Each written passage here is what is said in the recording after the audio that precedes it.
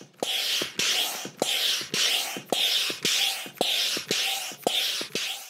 the latest top tips, reviews and advice, please subscribe below. Hello and welcome to Attwoolls Outdoors with me, Mike. Telling you guys a bit of a review video on a brand new product from Vango.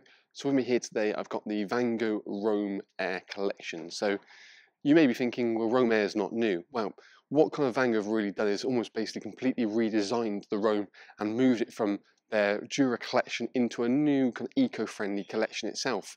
So they've almost took the design of it and then almost changed the features to kind of increase the actual kind of presence of it, but make it a little bit more premium probably than it once was. So what we have in the Roam is available in two sizes. It's available in a 550 and a 650 size as it was before, and it's worth saying the floor dimensions are exactly the same as they were, really favourable, so they've not changed that too much. What we do see though, it actually moves into kind of Vango's kind of Earth Dura collection. So what they've done is almost amalgamated kind of their Earth fabric, basically made from single-use plastic, and made spun and woven into material, along with their Dura technique of actually getting a real nice consistent weave in the material and given a slightly longer lifespan and durability, hence the Dura name, that we would probably expect from a normal kind of 70D material. So it's a way of giving a little bit more longer lifespan without necessarily increasing the weight of the actual material. Again, pack size and things like that. So it's a really quite clever concept, but for me it's a really great push in where I think that Vango should be kind of going for me. Just it's a more sustainable method. So the process of kind of the Earth material is that they take single-use plastic. Essentially they sort of make it into chips, melt it down, extrude it into kind of obviously thread. Thread gets woven into the fabric, and voila, here we have. And then you've got the Dura method to go with it as well. So it's something that was waste, now goes into being useful. Really nice sharp colour. I'll say new colour scheme for the 22 season. And I think for me, the blue is just gorgeous. And I don't think actually, to be fair, does it justice inside. We've done a separate video on, say, like the Joro Dura Air. So you have a look at that. And that's again, different. The way it looks outside, it looks very premium. I think getting more kind of like, sort of, I don't know, I keep thinking McLaren F1 kind of vibes, and the way it looks, the views, the colour scheme with kind of the traditional kind of Vango orange with the really nice kind of blue, I think works really well. We see obviously some additions in terms of its features, as I've mentioned, in comparison to the previous Roams available, one of which is obviously the tinted windows. So again, it feels a bit more premium in terms of the look, but also you get a little bit more privacy even when you get great visual sort of views out onto the campsite itself.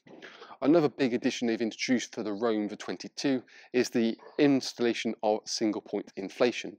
So the single point inflation is the ability to pitch the tent from one single point on there. So whereas previously we've had multi-point inflation, and actually, if I'm being perfectly honest, it still has that to today.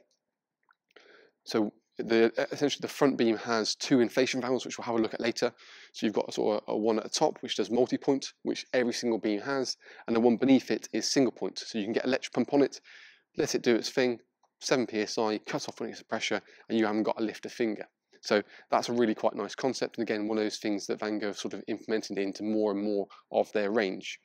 I wouldn't recommend doing a single point inflation with a manual pump, not for certainly the Roam in terms of whether it's a 550 or 650 size, just because there's a lot to do in one go. So really I'd utilise that just for electric pump, but you can still go the same sort of manual process that we've seen for many years with Vango, each beam individually, and that's definitely a lot more manageable when you're using just a single pump that comes supplied with it. We see we've obviously got sort of storm straps located front and back to get great tension into the roof, and again it's that nice high visibility colour to make sure you're not going to have trip hazards directly over it. We've got the same kind of idea in terms of its three zones. So we've got kind of sleeping, living, and then kind of an enclosed front awning. The front awning door itself basically zips directly up if you want to kind of open it up. And as you can see, you've got two panels here, so you can have sort of one panel open and then one panel closed if you really wanted to as well. Failing that, have them all up to give you a really nice open canopy. Of course, have it fully down to enclose it when you wanted to as well. Again, still got tinted windows located on here, and then you've got then toggle up curtains to get the privacy in the complete awning section when you need to. The front doors can also be used as kind of a little mini canopy. So there's eyelets located down the bottom here. So what you can almost do is kind of bring that directly out. Let's have a go at it now. buy some additional king poles and create yourself a bit more of a shelter out the front of the actual tent itself. Fingers and thumbs, there we go. So this canopy itself can come down and out to give yourself a little bit more of an extra stretch at the top, and of course you've got a zip down the centre, so you can do this with the whole front canopy if you really want to, or like we have here, roll it up kind of when you want to kind of keep it nearly nice and tight. One of the things that kind of is obviously quite unique to the Roam in this kind of collection is the fact you've got a storage pod built onto it as standard. So the joys of this is you've got a perfect place to kind of put either whether it be a wardrobe unit or even something like a toilet unit itself, just so I'll come back to that later. So you can actually quite happily, you know, accommodate something nice and neatly in here without it infringing on your main living area. For me, I see probably the 550 size being probably the more popular out of the two, but they've got all the same kind of features running throughout it. The pole itself is fiberglass pole, really nice and easy to pitch. And one thing you may notice is actually in comparison to the 21 version, the pod is actually on the opposite side, and that's basically only designed really to allow the single point inflation to run down the opposite side of that period. We've run all the lower points here. We've got little webbing straps so you can get great additional tension onto it, and again you've got nice guide points which are very highly visible with sort of line runners, so you can actually adjust it without having to repeg the points quite neatly. Low level ventilation points located on the side to help with increased airflow and sort of help fight off condensation. Now, even though we've got that kind of Dura 70D fabric, we've got a really strong 4000mm high stranded head, and you've got a UPF rating of 30 as well. So again, you've got extra kind of things built into it, and also colour lock. I believe it's colour locking into it as well. So again, you've got all these things as well to kind of aid colour retention, so it's going to look sharper for longer, and means that again, the more and more it goes on, the less the UV kind of has a negative effect on it. And it really tends to be, honestly, is the main killer when it comes to these kind of tents. I'll tell you what we'll do. We'll kind of swing the camera around. We'll look straight down the heart of kind of the Roam and talk through a load more features that it has to offer, both in the 550 size and also 650 size. So now we're kind of in the Roam, you can probably appreciate for sort of the overall depth you've got in the overall tent itself. It's worth mentioning I've also switched over to the 650, so it's a slightly larger version, but we'll kind of cut back a little bit later to the 550 to give you a comparison in terms of size between the two models. Now, what we're looking here is a 440 width in comparison to 380 with the 550 model. We've got three main zones as we talked about, so you've got sleeping at the back, main living area, and then a canopy area as well. Doors have gone vertically up as well to give that kind of open canopy feel, but you've got the flexibility, you have almost this kind of dead space depending on whether you want to have the right door down, the left door down, and again, have that kind of corridor where you want to really.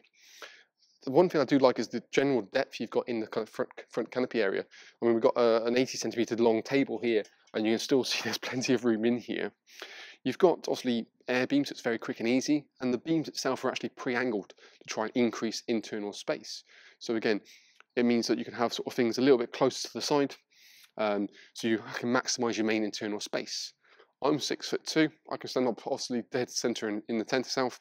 When I get to the corners, it's not quite as vertical as probably their very elite collection, but it's not too bad in terms of sense, and certainly when you get furniture, it means you can put furniture a bit closer to the front of the tent, and again, trying to really kind of maximise your internal space in here.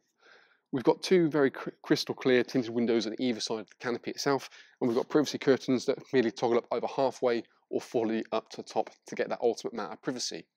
When you buy the footprint, you can get additional ground sheet for this front section, so that way you can make that completely enclosed if you really want to. But I've always seen this as really more of a wet dry area, so I personally would probably put a ground sheet down here just because if the door's left open, rain's will just collect on it and then spread around it and be an absolute nightmare. Plus, if you're cooking, spill anything, it goes into the ground rather than the ground sheet, but it's nice to have that option, and the footprint, I say, was definitely a bit more of a must.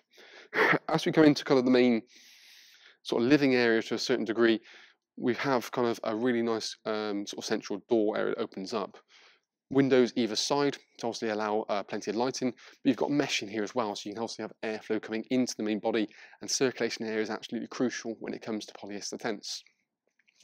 You've got curtains to get a little bit of privacy, but still allow a little bit of the air to come through. So again, you can choose between airflow and sort of visual parts as well. The front door is also fully mesh, so we can zip that up. In fact, let's unravel that one and show you that. So it means that in the kind of the middle section directly into the main living area, you've got a complete sort of mesh barrier which you can pick and choose. So, you know, 3 solid parts there. Or you've got this curtain, as I've put up here, so again, get that ultimate amount of privacy when you wanted to. The lip from the main sort of front awning section into the main living area kind of drops down and drops up, so you can create suddenly a trip-free hazard, or if you want necessarily, you know, a bit more of kind of a security about getting away from the weather, you obviously toggle it up directly, and again, the door itself toggles back nice and neatly out of the way. As we come into the main kind of living area, it's sort of a 2-zoned area, sort of 2 bays. So really lovely room for sort of tables and chairs. You can happily sit around there without infringing too much on space. And that's one thing I can probably say is you can never have too much internal space, especially when it's sort of chucking down with rain. You know, it's always key that you've got enough room to keep the kids busy and doing what they need to do. Vango do offer lots of nice features in kind of the Roam 2. Things like low level ventilation points, which we talked about to increase airflow. We've got the privacy curtains that we can obviously bring up, and it's a really quite smart pattern. But also things like their own unique TBS system. So it stands for tension band, the ability to have almost like an internal bracing system, something they've used in the high-end backpacking tents for many, many years now, and filtered down to their normal tents and have done. So it's an extra bit of security, so if you need to kind of give a bit more internal support in these windy weathers, you can pop those in. Essentially, you don't want it overly tight, just kind of quite sort of fairly loose to a certain degree. That's always where people tend to go wrong with it. So just something like that's perfectly fine. So if you get wind coming in from one way, essentially what it does, it tensions that middle point, creates that triangle formation, and gives you a bit more structure. During the day-to-day time, unless it's windy, personally, take it down. There's little pockets located down here, so you can get it quite literally out of sight, out of mind. You haven't got to worry about it, and just it's there when you want to use it. And 95% of people probably never really realise it's in their tent, let alone use it anyway. When we come to the back bedroom section, we've got those really nice dark bedrooms. So that's going to help necessarily cut out early morning light and hopefully get the kids to stay in bed a little bit longer.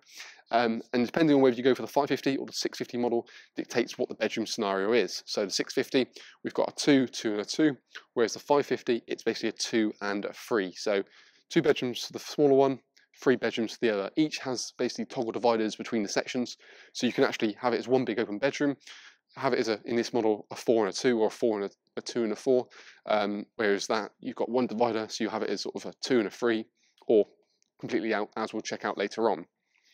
In the actual front of the actual bedroom section, you've got a mesh panel built into it as well, so you can allow this to come down to help with increased airflow.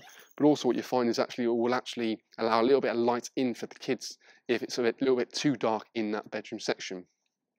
Rear vent directly at the back, and there's actually a toggle point dead center in here as well. So if you wanted to make this a true free berth with equal bedroom sizes, you can move one of the dividers dead central to that as well, and then you'd have doors on either end.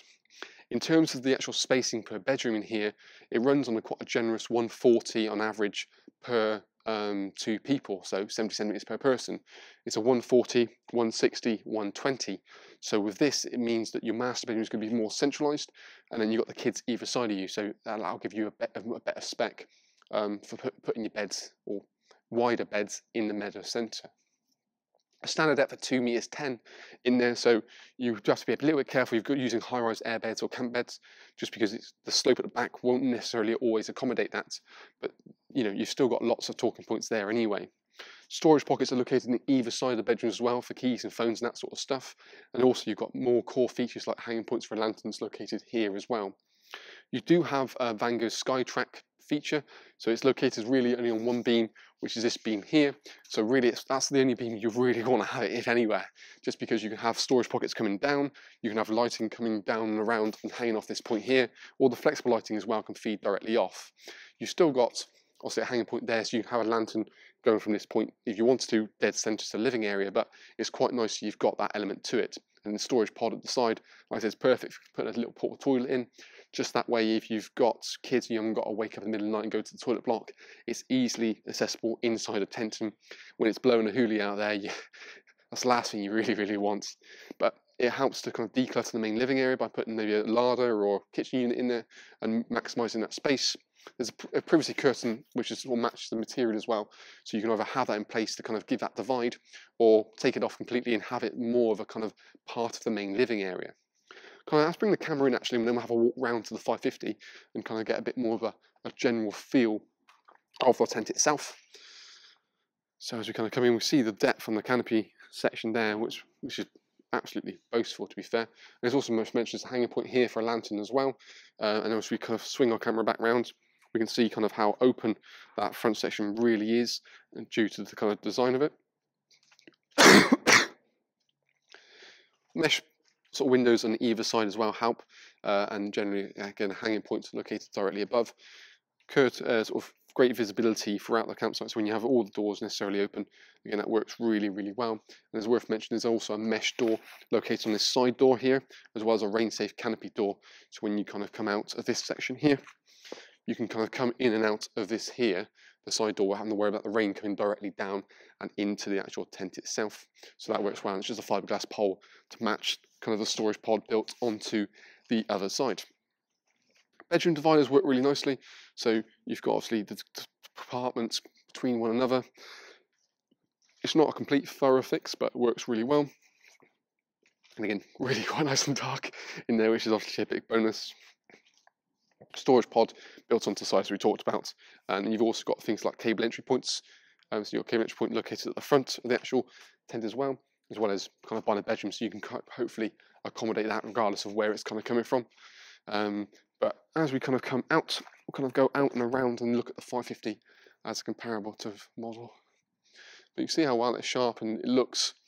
So I really do like the concept of it being kind of, it's more of an eco kind of fabric, so it sits a bit better. It's got a more sustainable kind of design to it. And again, the 550, I think for me, is probably one of the more popular models. Same kind of idea, you've got the brown canopy on the side.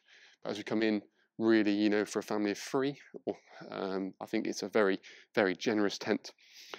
It's a little bit smaller in kind of the length, a touch, and of course the width, as we've discussed, but I think it again still works. And what we've done here is we've got a high-rise airbed sideways in the 3-podded bit, just because then, if you wanted to use it as just a couple's tent, you've still got some storage section behind that. It's a bit dark to really see. And then we've got the wardrobe, which you can open and close kind of as you see fit. So again, you've got a good amount of space. I can stand up in here, got a rear vent as well. It's almost like a hanging point located there. But all in all, I think it's still quite a nice kind of size when you're in it. One other model I would definitely have a comparison to if you're looking at the Roam would be something like the Vango Seneva 550. That's another alternative model which is sort of very similar in terms of size, has a slightly higher range of spec, but from a price point of view is not too dissimilar. So it's always worth a consideration to have a look at that one for sure. If you have any more questions or queries about the Roam, or you want to see more things like the pitching videos or individual spec, pack sizes, floor dimensions, comparisons, you can always check the link below this video to take you straight through to our website. We have all that information pretty much at a touch of a button. But all in all, I think it's a really nice concept. I think it's an improvement on the previous Roam, and I think it's kind of, essentially, I think there was, due to manufacturing costs, there was going to be a price increase as well. So what kind of Vango decided to do is almost bolt on a few extras for the money. So trying to keep that value point of view still quite keen. And it's one thing we'll certainly have up on our indoor display showroom, just because of the size and the side pod and the concept of it. It really kind of quite works. But it's just that kind of a little bit of a different kind of in terms of the material, the single point inflation. So it's got a real kind of a few USPs really to it that I think for me works really quite well. But yeah, so that's our little video review, albeit very long-winded, on the Vango Roam 2 in both the 550, 650 XL, and it's obviously in that whole complete kind of new Eco Dura material. So let us know what you think, but hopefully we'll see you again soon, and thank you very much for watching.